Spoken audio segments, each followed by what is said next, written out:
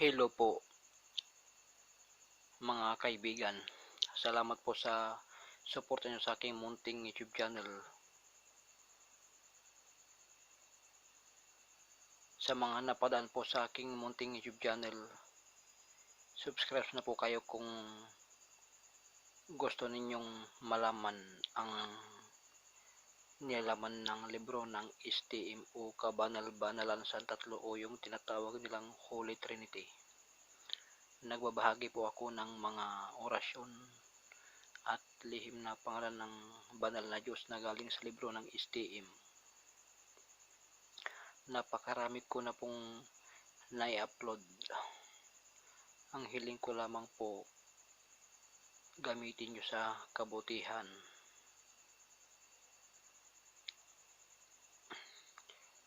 Pwedeng isulat sa panyo, pero mas maganda kung itatak sa katawan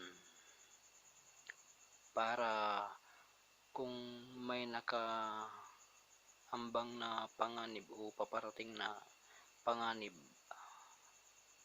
kusa silang gagalaw para protektahan kayo. Ang libro po ng STM ang isa sa pinakamalakas na libro sa larangan ng espiritual. Dito nyo mababasa ang kasaysayan ng ating mundo o langit.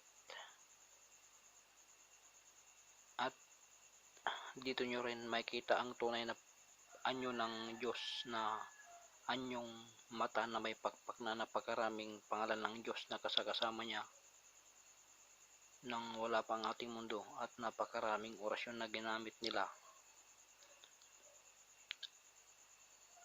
Marami na po akong in-upload.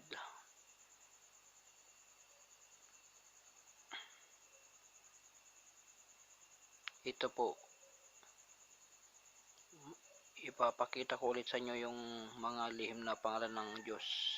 Ingatan nyo po ang mga to dahil hindi po biro ang mga in-upload ko. Talagang malakas po dahil galing po ito sa libro ng STM o Kabanal-Banalan sa Tatlo. Sila po yung Holy Trinity na tinatawag, kaya malakas po.